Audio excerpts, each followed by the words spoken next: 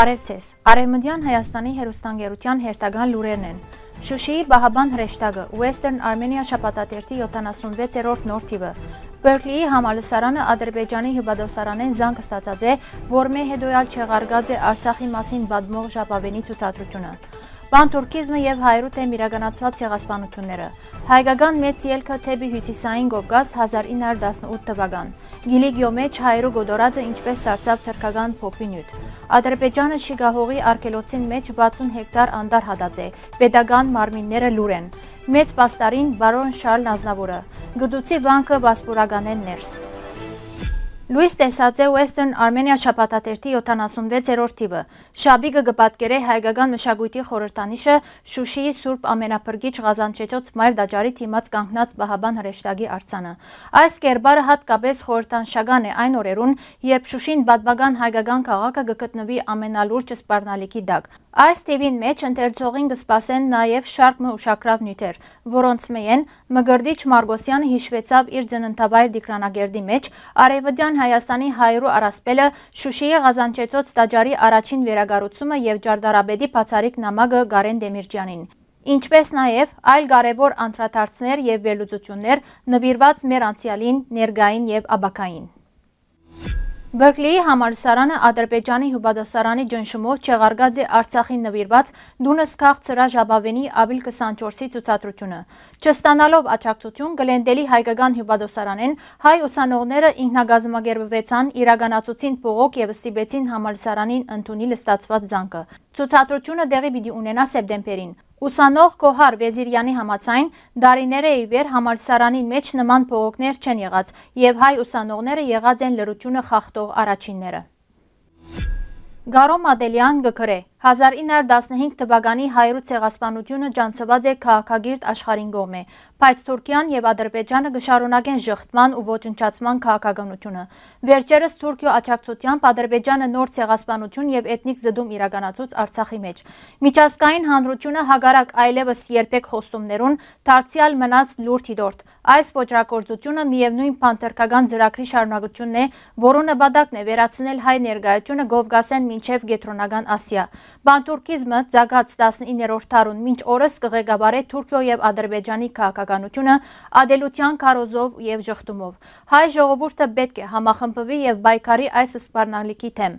Մենք ցեղասպանութենեն վերաբրացնելու եւ Արցախի ազատամարտիկներու ժառանգներն ենք։ Մեր բայկարը կշարունակվի։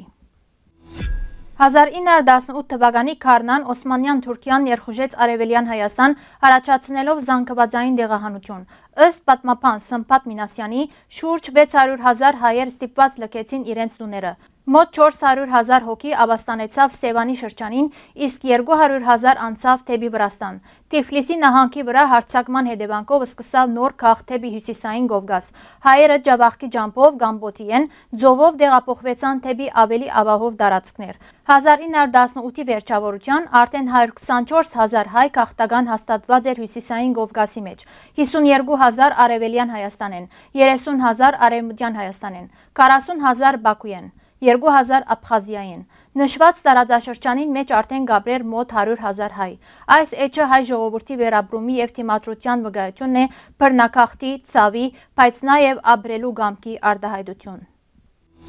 Սայիդ Չետինօղլը գկրե 1909 թվականին Ադանայի մեջ հայրու թեմ իրականացված չարթը մոտավորապես 25,000 զոհերով դարձավ տարասկզբի հայ ժողովրդի ցավն ու ողբը։ Այս ողբը դարիներ անց վերածվեցավ մշակութային հիշողության խորհրդանշանի Ադանայի ողբը երգի միջոցով։ Սակայն վերջին դարիներուն թրքական փոփ երաժշտության ներկայացուցիչներու կողմէ այս ողբերգական երգը օգտագործված է զվարճանքի նպատակներով, աղավաղելով անոր խոր եւ սրբազան բովանդակությունը։ Հայ ժողովրդի ցավի ցայնը վերածված է փոփ երաժշտության նյութի, գործընծնելով իր պատմական խորքը եւ վերածվելով մշակութային յուրացման հերթական դրսեւորումի։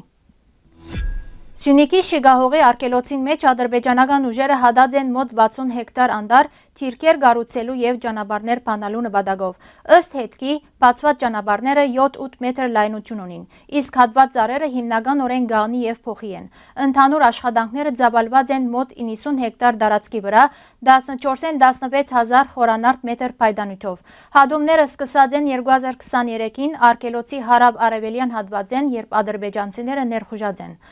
Օգոստոսեն ի վեր արփանյակային պատկերներուն մեջ երևցած են նոր ճանապարհներ։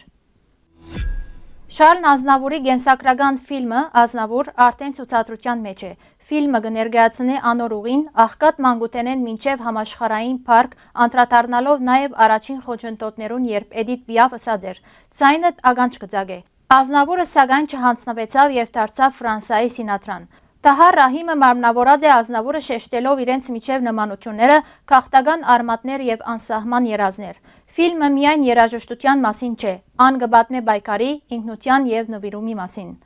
Արդատրողներեն մեկը Ժան Ռաշիդ Կալուշը Ազնավուրի պեսան է։